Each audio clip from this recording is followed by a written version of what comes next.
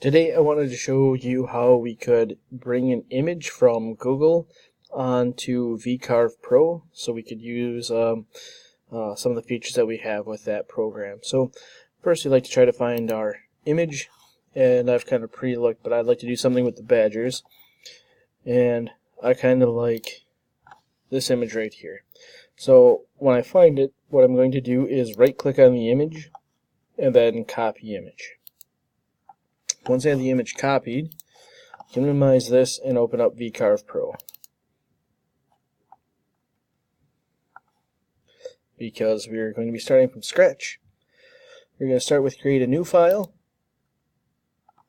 and then we're going to have to answer some questions over here. So one, this is going to be single-sided, so we'll leave that.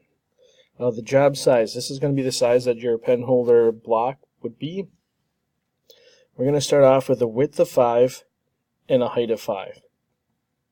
The material thickness should be 3/4 of an inch, so that should remain 0.75. Make sure that the Z0 position is on the surface of the material. We don't want to start trying to engrave on the bottom of this. We don't have that set up, so that could be a bad day for us. Next, our XY datum. I like to have it in the center because I'll show you guys how to find the center of the block. And then once we have this, we'll hit OK. So now this is our space to work in. What we will do is right click and then paste. An image should come in. Make sure that your image is close to the size of this square. It doesn't have to be exactly the size of the square, but we want to try to have it close because, again, this will engrave some of the image in. We're not going to be cutting the image out of the square. That you're going to do later on with the bandsaw. So one of the first things I'm going to do once I have this in is turn this into a vector. So I'm going to click on this icon right here. It's supposed to look like a robin, but to me it looks like a little blob. Anyways, we want to make sure that we have black and white selected. And then before we change any of these settings here, click preview. That'll show you what it's going to look like once they draw the vector lines. If you would like to make some adjustments, you can do those. If you notice, the image didn't change because we haven't hit preview yet. So if you hit preview, you'll notice that there's a little bit of change in the hands. You can try some other adjustments, but nothing will happen until you hit preview. So make sure that you select preview, adjust it so it looks like what you would like, and once you're done, you hit apply, and then you can hit close. Now I should have two images on top of each other. If we go to the transform mode, I can click on an object and move it off to the side. As long as this image looks good, I don't need this one anymore, and that can be deleted. And then I can work just with this one. So now I can start to scale it up.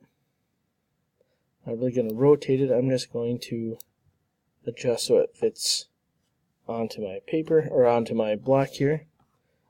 And once it looks good, I'm going to click this button. This is going to switch me to the toolpaths commands, and that's the one I'm going to be looking for. You need to make sure that I have the image selected, so you see here that the lines are pink. That means that they're selected. And I'm going to go to the VCarve, the engraving toolpath. Alright, so once I'm under the VCarve toolpath selection, I want to make sure that my starting depth is 0, because that's where the cutter is going to start cutting, is at 0. If I set that to a different depth, I could drive the cutter into it or hold it too far above to do the work that we need it to. So start depth is going to be 0. Flat depth, we won't use that one, but we will need to take a look at our tool. So hit select, and you're going to see that there will be a bunch of tools that pop up. Make sure that you're under Imperial Tools, not under the metric.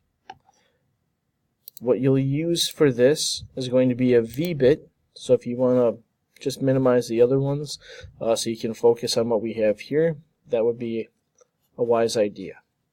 The bit that we're going to use is a 90-degree half-inch V-bit.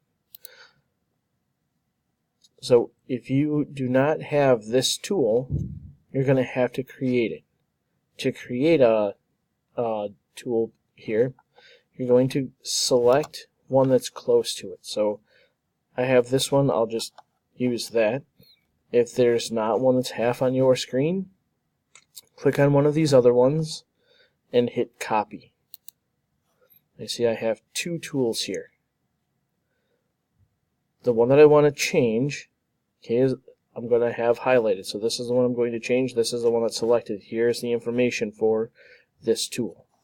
First off, I want to change the name, so when I come back to it I can use it.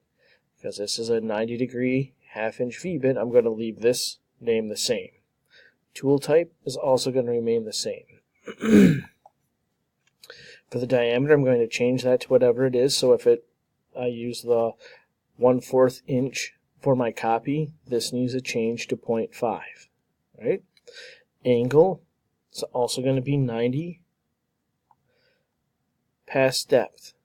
Okay. This one will be the width of the cut it's going to make. We'll leave that as is for right now. Final pass step over. Again, this should be at 0.01. 2% over here. Clearance pass step over 0.1. 20% here. Spindle speed, I'm going to change that to 12,000. Feed rate, I like to change that to 50, and the plunge rate I leave at 30. Once I have that, I'm going to hit apply, because otherwise it won't save. Then I'm going to hit OK. If I hit OK, right here it should say V-bit 90 degrees and ½ inch, the same information I just plugged in. And then I want to come down here and label this. Other than VCarve1, it's going to be hard to note those if we have a number of those saved. So label what this is so it's easier for us to find it. So I'll label this one Bucky. And then I'm going to calculate. Should take me a screen to something like this. And if I come over here to the play button, it's going to show me what it would look like while it cuts through. If you are so inclined, we can reset the tool path. If I slow the speed down some and push play, then it shows you the path the tool is going to take to cut this out, which is kind of a cool thing to see.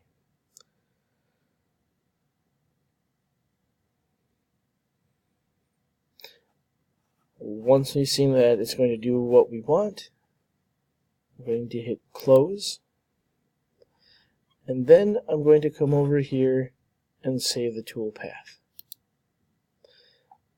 Right. Now if this is the first time you're saving one of these, you might not be on CNC Sharp, USB, ARCs, inch in parentheses, and .tap file. If not, okay, you're going to click on this drop down menu, and as you can see, there are tons of different options for G-code that we are saving, and that's what we're doing with this, is creating a G-code that we can use with our CNC router to engrave this or cut this out. It's in alphabetical order, so make sure that you look for CNC Sharp, USB, ARCs, inch, and tap.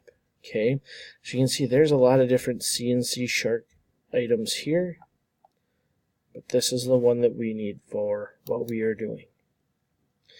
Once you have that, click Save Toolpath to File, and then from me you're going to get a flash drive. I don't have a flash drive in this right now, so we'll just use my passport. I'll say this as I might change this name from Bucky Bucky pen holder. So it's easier for me to find this. I'll hit save. And now I should be able to open that up. And if I take a look here,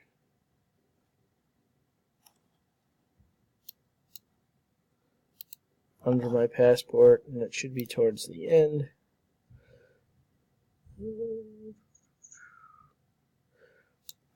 This is what you're going to be looking for then when we start working with our, to make sure that we have this so we can work with our CNC router.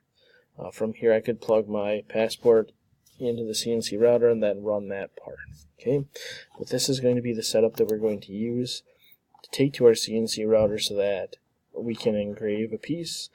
And then what we'll do is follow this path here with the bandsaw to start to cut this shape out.